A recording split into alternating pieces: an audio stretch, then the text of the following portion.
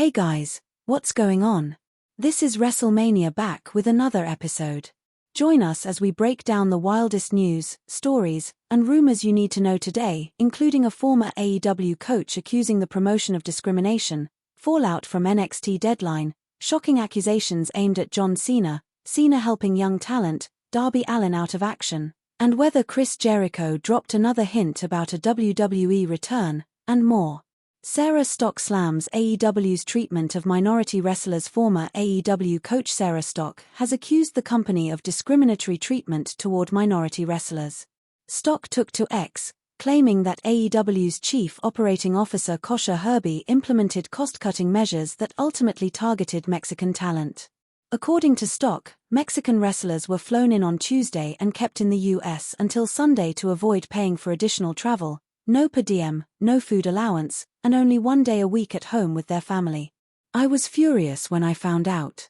I addressed the insanity and immorality of that with Kosha, but then I'd have to do it for everyone.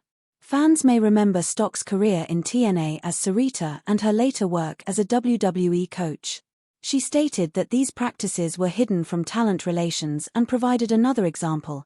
Imagine being a young female wrestler arriving at an enormous airport in a foreign country. You ask for directions and are told you don't get any. No one is coming to pick you up. Figure out the language, transportation, and find your way backstage at a major event. Stock contrasted this with top-tier male wrestlers, who she claims received full VIP travel treatment. Did Stephanie Baker confirm Stock's story? Current WWE superstar Stephanie Baker liked several of Stock's posts on X. Stock followed up, saying, "She doesn't need to say a word, and she can't right now regardless. Don't worry, Steph, I saw everything. You did the right thing." Do you think Stephanie Baker liking the posts is a silent endorsement of Stock's claims? Fallout from NXT Deadline. NXT held its final PLE of 2025, and fans are still buzzing. The show crowned a new NXT champion, featured a major return, and set up 2 new world title contenders. Oba Femi defeated Ricky Starks for the NXT Championship, which means Femi will now face Cody Rhodes at Saturday night's main event. In other results, Kendall Gray won the Women's Iron Survivor Challenge. Javon Evans won the Men's Iron Survivor Challenge. Both now receive future NXT title matches. The event also featured the return of Tony D'Angelo, who attacked Evans after his victory, suggesting that D'Angelo may remain in NXT despite rumors of a main roster call-up. Cody Rhodes vs Oba Femi set for Saturday night's main event. With Femi's win at Deadline, he is officially set to defend the NXT Championship against Cody Rhodes this Saturday. Fans are already debating the match. Some believe Femi will simply count the lights for Cody. Be sure to check back for a full WrestleMania recap and analysis. TNA talent concerned about creative? Several TNA wrestlers have reportedly expressed concerns about the promotion's creative direction, according to Fightful Select's Sean Ross Sapp. When asked about Impact's move to AMC in 2026, talent reportedly said, "Creative is the primary thing talent want fixed. They don't feel confident in it." What do you think is driving these complaints? Is ESPN unhappy with its WWE streaming deal? Questions continue to swirl over ESPN's satisfaction with its deal to stream WWE PLEs. Former WWE writer Freddie Prinze Jr. claimed on his podcast that a Disney employee told him ESPN is frustrated and concerned about making their money back. Fightful reached out to ESPN for comment, and a representative denied the rumors, saying they've enjoyed working with WWE. However, Dave Meltzer noted that even if ESPN was unhappy, representatives would be unlikely to admit it publicly. He also argued, there was no way ESPN would make back their money on the deal. WWE and UFC are valuable for name recognition, not for breaking even. Streaming services pay well above what they can recover. Still, it remains unknown how ESPN internally evaluates acceptable losses for WWE branding. Former WWE star accuses John Cena of verbal and emotional abuse. Former WWE superstar David Otunga has released a YouTube video alleging that John Cena verbally and emotionally abused him during a match on September 24, 2010, where they teamed with Wade Barrett to face Cena and Evan Bourne. Otunga alleges that John Cena overreacted to a spot in the ring, turning the match physical and later berating him backstage. According to Otunga, the incident stemmed from a moment where he draped Cena's neck over the top rope and prepared to snap it back. "So I hang John Cena up on the ropes. He's leaning there. I'm flexing, doing my thing. I walk over slowly, John is still hung up. I reach out and touch the rope, the very first step in the move, and the moment I touch it, Cena does this awful-looking sell. I hadn't even pulled the rope yet. I just touched it, and he sold it way too early. It looked terrible." Otunga says that things escalated immediately afterward. "I turn around and Cena's pissed. He's kicking my ass in there for real, cussing me out, telling me how terrible I am, that I'm living in a fantasy land, that I'm awful, and that when this is over I'm going back to FCW. He's doing all of this in the middle of the match." In the video, Otunga also describes what allegedly happened backstage. "I don't even get to say I'm sorry. Cena is cussing me out as soon as he comes through the curtain, in front of the entire locker room.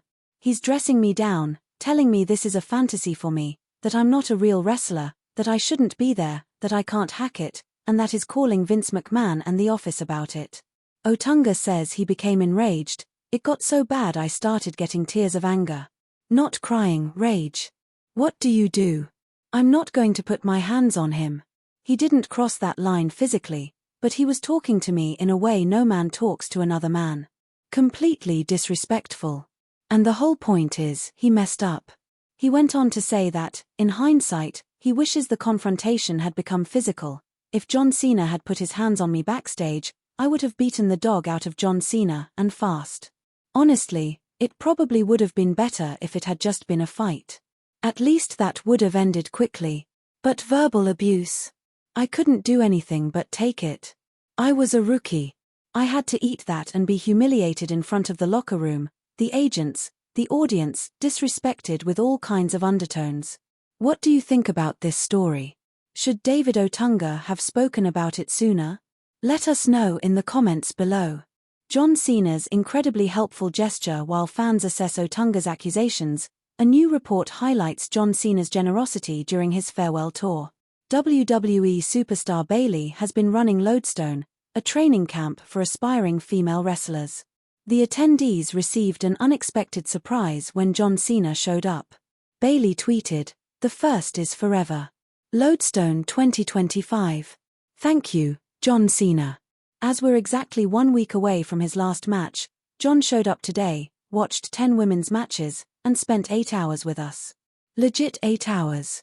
No conversation or piece of advice could have impacted me the way he did just by showing up, not just for me, but for everyone in that room. This meant the world. I'll always strive to be what John was today. The GOAT.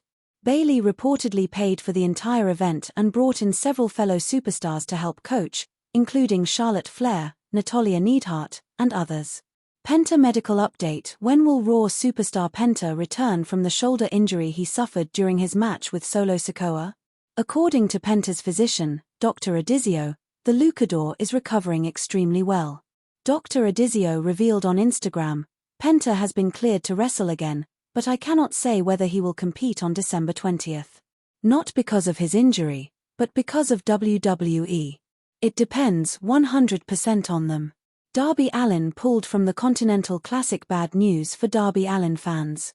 AEW's death-defying star has been pulled from the Continental Classic following injuries sustained on November 26. Figure 4 Online's Brian Alvarez reported that Allin was hospitalized for a week, and his medical status was uncertain. Fans watching the December 6 edition of AEW Collision saw Darby confirm the update via video message. "The AEW doctor is taking me out of the Continental Classic, which is fine. If you want to save Darby from Darby, that's fine. I hear Jack Perry's taking my spot. I've never seen eye to eye with Jack, but if you're taking my spot, man, go on and win the whole thing. I hope you do." WrestleMania sends its best wishes to Darby Allin during his recovery. Chris Jericho teases WWE return again. And finally, is Chris Jericho returning to WWE in 2026, or is he simply having fun teasing fans? A new TikTok from Jericho has everyone talking. Ringside News' Felix Upton reports that the former undisputed champion posted a clip featuring his iconic WWE entrance theme, the one that electrified arenas during the Y2J era. Rumors suggest WWE already has a retirement program planned if Jericho returns to finish his in-ring career where he became a legend. Where would you like to see Chris Jericho end his career?